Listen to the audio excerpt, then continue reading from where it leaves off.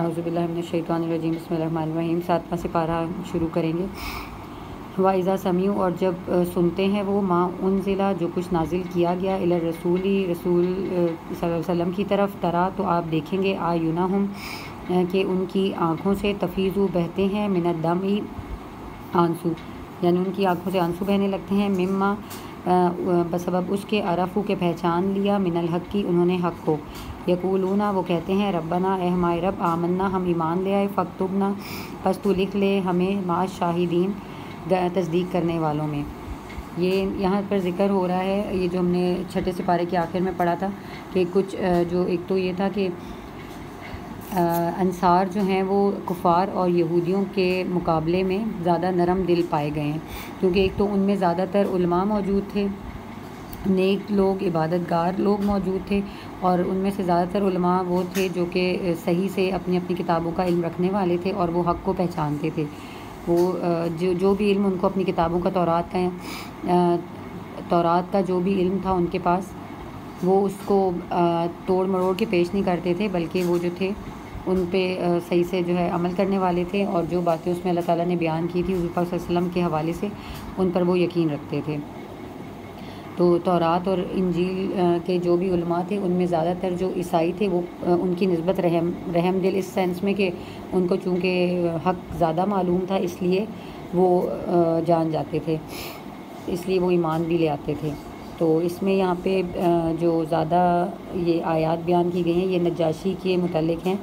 کہ وہاں نجاشی اور اس کے ملک میں حبشہ میں جو عیسائی رہتے تھے وہ زیادہ تر نرم دل واقع ہوئے تھے اور وہ ان کو صحیح کتابوں کا علم حاصل تھا۔ تو یہاں سے پھر ہم پڑھیں گے وما لنا، اور وہ کہتے ہیں کہ کیا ہے ہمیں لا نؤمنو کہ ہم نہ ایمان لائیں باللہ اللہ کا، وما جاءنا من الحق، اور یہ کہ جب حق آ چکا ہے ہمارے پاس، ونطمع اور ہم امید کرتے ہیں ایدخلنا کہ داخل کر دے گا ہمیں ربنا ہمارا رب مال قوم الصالحین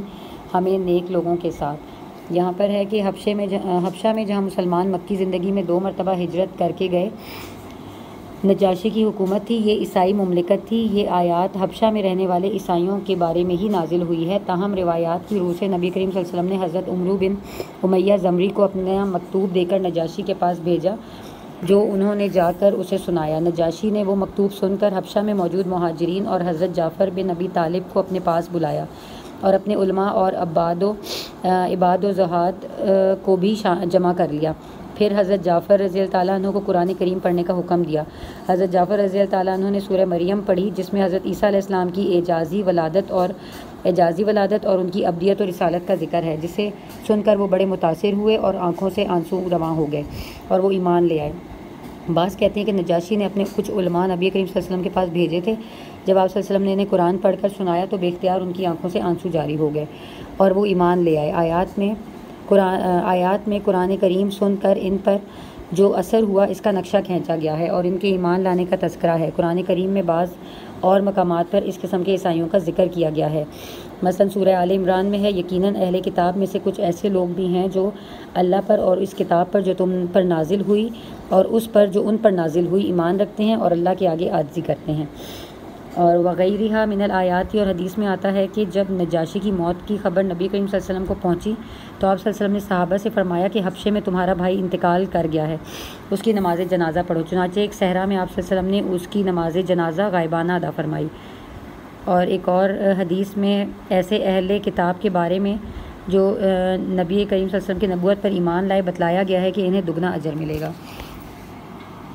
تو یہاں پر ان عیسائیوں کے حوالے سے بات ہو رہی ہے جو کہ حبشہ میں مقیم تھے اور نجاشی کے ساتھی تھے۔ فَأَصَابَهُمُ اللَّهُ پس داخل کرے گا اللہ تعالیٰ ان کو، یا ٹھکانہ بنائے گا اللہ تعالیٰ ان کے لیے، بما قالوا بسبب اس کے جو کہا تھا انہوں نے، جنات تجری باغات میں تجری بہتی ہوں گی، من تحتها الانہار ان کے نیچے سے نہریں، خالدین فیہا اور وہ اس میں ہمیشہ رہیں گے، وذالک جزاء المحسنین اور یہی جزا ہے، بدلہ ہے نیکوکاروں کا۔ یعنی یہاں پر جو انہوں نے دعا کی تھی کہ ہم اپنے رب سے امید کرتے ہیں کہ وہ ہمیں نیکوکاروں کے ساتھ داخل کرے گا، تو یہاں پر ان کا جواب دیا جا رہا ہے کہ جو بات انہوں نے یہ کہی تھی اس کے بدلے اللہ تعالیٰ ان کا ٹھکانہ جنت کے باغات میں بنائے گا۔ والذین کفروا، اور وہ لوگ جنہوں نے کفر کیا، وکذبوا، اور جھٹلایا بآیاتنا، ہماری آیات کو، اولئک اصحاب الجحیم، یہی وہ لوگ ہیں جو دوزخ والے ہیں۔ یا ایھا الذین آمنوا، اے ایمان والو، لا تحرموا، نہ تم حرام کرو طیبات، پاکیزہ چیزوں کو، ما احل اللہ، جو حلال کی اللہ تعالیٰ نے، لکم تمہارے لیے، ولا تعتدوا، اور نہ تم حد سے بڑھو، ان اللہ لا یحب المعتدین، اور نہیں اللہ تعالیٰ محبت کرتا حد سے بڑھنے والوں سے۔ وَکُلُوا، اور کھاؤ، مما، اس میں سے، رزقکم اللہ، جو رزق دیا اللہ تعالیٰ نے تمہیں، حلالا طیبا، حلال اور پاکیزہ، واتقوا اللہ، اور ڈرو اللہ تعالیٰ سے، الذی، انتم، جس پر کہ تم بہ مومنون، تم ایمان لاتے ہو۔ یہاں پر بتایا گیا کہ حدیث میں آتا ہے ایک شخص نبی کریم صلی اللہ علیہ وسلم کی خدمت میں حاضر ہوا اور آ کر کہا، یا رسول اللہ صلی اللہ علیہ وسلم، جب میں گوشت کھاتا ہوں تو نفسانی شہوت کا غلبہ ہوتا ہے، اس لیے میں نے اپنے اوپر گوشت حرام کر لیا ہے، جس پر یہ آیات نازل ہوئی۔ اسی طرح اور بھی بعض صحابہ تھے جو کہ زہد و عبادت کی غرض سے بعض حلال چیزیں، مثلا عورت سے نکاح کرنے، رات کے وقت سونے، دن کے وقت کھانے پینے سے اجتناب کرتے تھے، یعنی وہ ساری رات عبادت میں گزار دیتے تھے، سوتے نہیں تھے، اور دن بھر وہ روزہ رکھتے تھے۔ تو اس طرح جب حضور صلی اللہ علیہ وسلم کے علم میں یہ بات آئی تو آپ نے انہیں منع فرمایا تھا۔ اسی طرح حضرت عثمان بن مظعون نے اپنی بیوی سے کنارہ کشی اختیار کی ہوئی تھی، ان کی بیوی کی شکایت پر آپ صلی اللہ علیہ وسلم نے انہیں بھی اس سے روک دیا۔ اس لیے جو اگر کوئی شخص حلال چیزیں بھی اپنے اوپر حرام کر لے تو وہ جو ہے وہ اس طرح جائز نہیں ہے، یعنی کوئی اگر منت مان لے کسی حلال چیز کو اپنے اوپر حرام کر لے تو وہ بھی اس طرح جائز نہیں ہے۔ لا یؤاخذکم اللہ، نہیں مواخذہ کرے گا اللہ تعالیٰ تم سے، باللغو فی ایمانکم، تمہاری لغو قسموں کو، یعنی جو لغو قسمیں وہ ہوتی ہیں کہ جو بندہ ایسی عادتاً کھا لے والا، کی یؤاخذکم، اور لیکن وہ مواخذہ کرے گا تمہارا، بما عقدتم الایمان، ان قسموں پر جو کہ تم نے پختہ کھائی تھی، پختہ قسمیں کی تھی، فکفارتہ، پس کفارہ اس قسم کا، اطعام، کھانا کھلانا ہے، عشرتی مساکینہ، 10 مسکینوں کو کھانا کھلانا، من اوسطی، اوس درجے کا، ما تطعمون اہلیکم، جو کہ تم کھلاتے ہو اپنے گھر والوں کو، او کسوتہن، یا کپڑے پہنانا ان کو، او تحریر رقبۃ، یا ایک غلام کی گردن آزاد کرانا، فمن لم، پس جو نہ پائے ان میں سے کچھ بھی، یعنی اس کی استطاعت نہ ہو، یجد، فصیام، پس چاہیے کہ اسے روزے رکھے، ثلاثتی ایامن، 3 دن کے،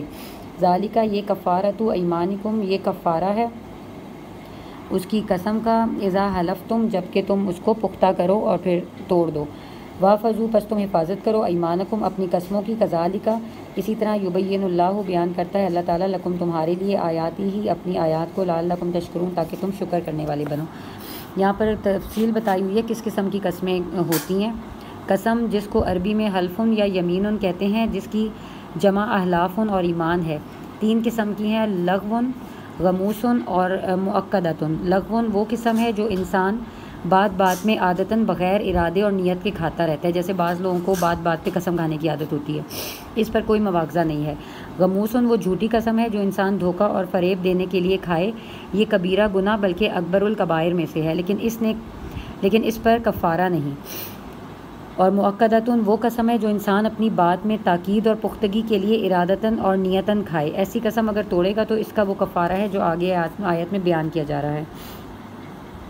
اور جو کفارے کی ڈیٹیل بتائی گئی ہے اس میں یہ ہے کہ اس کھانے کی مقدار میں کوئی صحیح روایت نہیں ہے، اس لیے البتہ امام شافعی نے اس حدیث میں بھی استدلال کرتے ہوئے پوری بتائی ہے، لیکن اس میں جو ہے کہ یا آپ 10 مسکینوں کو ایک ٹائم کا کھانا کھلائیں، اور یعنی اوس درجے کا جو اپنے گھر والوں کو کھلاتے ہیں، اگر یا پھر یہ ہے کہ ان 10 مسکینوں کو کپڑے اچھے پہنائیں جیسا کہ اپنے گھر والوں کو پہناتے ہیں۔ اور ویسے بھی انسان جب بھی کوئی چیز صدقہ کرتا ہے یا اللہ کے راستے میں دیتا ہے تو اسی قسم کی چیز دے جو وہ خود پہنتا کھاتا ہے، اپنے لیے پسند کرتا ہے، ویسی ہی چیز دے۔ اس لیے کفارے میں بھی ایسی ہی چیز دینی چاہیے جو وہ خود استعمال کرتا ہے۔ اور اگر یہ یا پھر غلام کو آزاد کرے، اور اگر اس میں استطاعت نہیں ہے تو پھر وہ 3 دن کے روزے رکھے، اس میں مسلسل 3 روزے بھی آ سکتے ہیں اور وقفے کے ساتھ بھی آ سکتے ہیں۔ تو یہاں پر یہ 89 آیات ہو گئی ہیں، پھر انشاءاللہ آگے پڑھیں گے۔